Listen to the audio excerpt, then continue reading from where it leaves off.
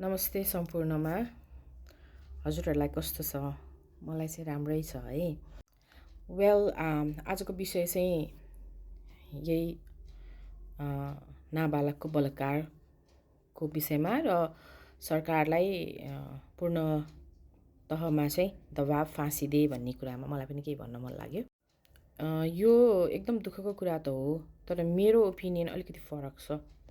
म चाहिँ नेपाल जस्तो स्वतन्त्र र शान्ति भूमिमा फाँसीको सजाय हुनु हुँदैन एउटा अर्थमा। दोस्रो अर्थमा चाहिँ अब संविधानभित्र पनि त्यसका खै कति के धारासारामा चाहिँ यो गर्न मिल्दैन, सन्धिहरूको कुरा पनि छ अरे भन्ने अब अलिअलि सुन्न आयो। पूर्ण रूपमा त्यति ज्ञान छैन त्यो बारेमा। मैले मेरो धारणा मात्रै प्रकट गरेको। अर्को साइडमा हेर्दाखेरि चाहिँ फाँसी दिने बित्तिकै त सक्यो नि। मान्छेको जन्म र मृत्यु भनेको त सुनिश्चित छ होइन। तर त्यो निश्चित भएको चिजलाई तुरुन्तै दिएर त त्यो मान्छेलाई त झन् मुक्ति दिए जस्तो हुन्छ। त्यो मान्छेलाई त अलिकति तर्पिने, अलिकति दुःख झेल्नुपर्ने किसिमको त्यो दिनहरू उसले देख्नुपर्ने जस्तो मलाई चाहिँ लाग्छ कि। त्यसकारण चाहिँ सजाय खाली जेल अनि त्यसपछि फाइन तिर्ने अब के छ होइन। अब नियम अनुसार कस्तो कस्तो किसिमको छ त्यो सजाय त छँदैछ। त्यो बाहेक पनि त्यो के झुन्डाएर राखेर सबैले एक बक्सिङ हान्ने कि एक लात हान्ने कि एक चड्कन हान्ने कि एक भुताल्ने कि सबैले चाहिँ गर्नुपर्ने हो के। सेक्युरिटी चाहिँ राख्ने, मर्न नदिने, तर त्यो पीडा चाहिँ त्यो व्यक्तिले भोग्नुपर्छ के।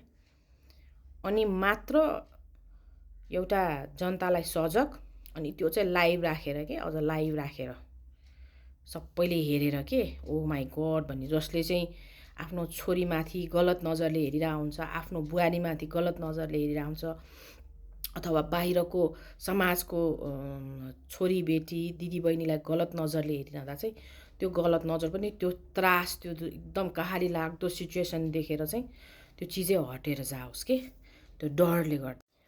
अहिले त मलाई हुन त म आमा साइको सोसियल काउन्सिलर, मानसिक स्वास्थ्य सम्बन्धीका कुराहरू यसमा धेरै आउँछन्। यो त मानसिक स्वास्थ्य मात्र पनि होइन, यो त अलिकति के भन्छ इनह्युम्यानिटी र छाडापन पनि हो के।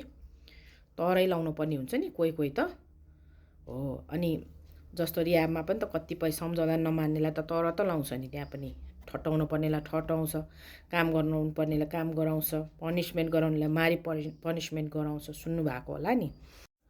अब छोराछोरी हुर्काउँदा कस्तो भए, अब कसरी हुर्क्यो, अनि के खायो, के गर्यो, जीवनशैली कस्तो छ, अब त्यो कसले कसको हिस्ट्रीमा बुझेर साध्य छैन होइन। त्यही पनि अलिकति विकट ठाउँ, अलिकति काठमाडौँभित्रको मात्र त होइन, बाहिरकोलाई अलिक गाह्रै हुन्छ। त्यसकारण मलाई चाहिँ फाँसी होइन, फाँसी भन्दा पनि पीडादायी। फाँसी त म फलानो दिनमा तेरो फाँसी छ भन्छ, लाग्छ फ्याट झुन्डाइदिन्छ, फुत्त मर्यो होइन। बिरामी भएर तडपेर मर्नेहरू कति छन् होला, त्यसलाई त तडपाइ राख्नु पऱ्यो नि त, भोग्नु पऱ्यो नि त होइन। अनि कुराहरू चाहिँ अब अझै पनि फ्लासमा आएको छैन, यो गर्यो त्यो गर्यो भने चाहिँ भित्रको कहानी के हो थाहा छैन। त्यो बच्चा कहाँ थियो पहिला होइन। अब उसका परिवारजनसँगको पनि केही कुराहरू आएको छैन। त्यसकारण म चाहिँ एगेन्स्ट फाँसी। The reason is that person has to be like के भन्छ एकदम पीडादायी, एकदम पेनफुल अवस्थामा चाहिँ गुज्रिनै पर्छ कि भोलि ऊ सुध्रेर, जसरी चाहिँ रियाबमा राखेर म सुध्रिएँ, यो लागु पदार्थ खानुहुन्न है भनेर जसरी चाहिँ मान्छेले सुध्रिएर चाहिँ एउटा अवेरनेस चलाउँछ नि, त्यो व्यक्तिबाट पनि त्यो किसिमको अवेरनेस, ओहो मैले गलत गरेँ, मैले यस्तो पीडा खाएँ, मैले गलत गरेँ, यो गर्नुहुन्न भने त्यो मान्छे पनि त्यसरी चेन्ज हुन सक्ने किसिमको चाहिँ कानुन चाहियो। अब जब कि उसको दुईवटा छोरी देखिरहेको छु, त्यहाँ वाइफ देखिरहेछ, यो किन भयो, रिजन के हो, पछाडिको पोलिटिकल रिजन छ कि सामाजिक रिजन छ कि अथवा मेन्टल स्ट्याटसको रिजन छ कि होइन, रेसिपीको रिजन छ, के छ थाहै छैन कि अहिलेसम्म। तर जे होस्, मेरो धारणा चाहिँ आई जस्ट वान्टेड फाँसी भन्दा अझ पेनफुल, त्यो व्यक्तिले लामो समय भोग्ने किसिमको यातना पाउनुपर्छ। जेलमा राख्ने, आज चाहिँ शनिबार चाहिँ तैँले पिटाइ खानिदिने, सबै who wants to come and hit go public, होइन। अब फेरि अर्को 1 महिनामा फेरि पाउँछ, त्यसले त्यो सजाय पाउनै पर्छ। त्यस्तो किसिमको नियम ल्याउनुपर्छ कि खालि फाइन भनेको छ, मार्यो भनेको छ, कति दिन जेल भनिरहेको छ, अनि धरोटीमा छुट्ने भनेको छ। त्यस्तो हिसाबले बलात्कार चाहिँ रोकिन्छ जस्तो मलाई लागेन है। अब बच्चाहरू पनि फुत्रुक फुत्रुक उफ्रिन्छ, होइन। अब झन् त्यस्तो सिमराहरूमा जङ्गलै जङ्गल छ, खेल्न यताबाट उता दौडेला।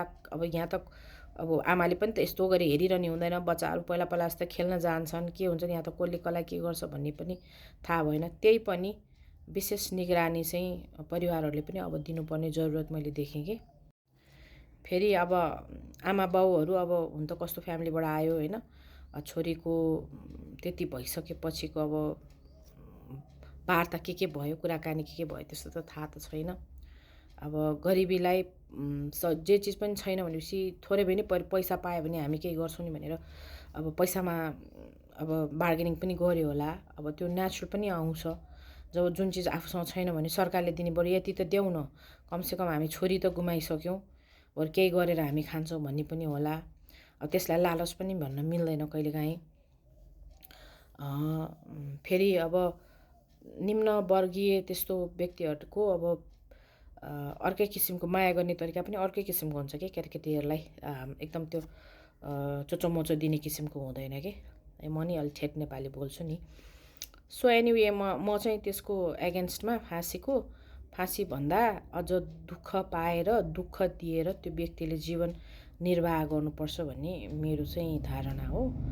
अनि हाम्रो चाहिँ खाना खाने अब भनौँ न कैद राख्यो के राख्यो, त्यतिले चाहिँ पुग्छ जस्तो लागेन।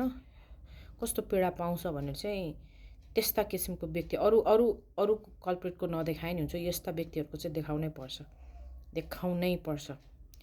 नाङ्गै राखेर घोच्ने हो कि आगो बालिदिने हो कि तलबाट, होइन, पोल्यो भन्ने हो कि के भन्ने हो, त्यो चाहिँ गराउनै पर्छ।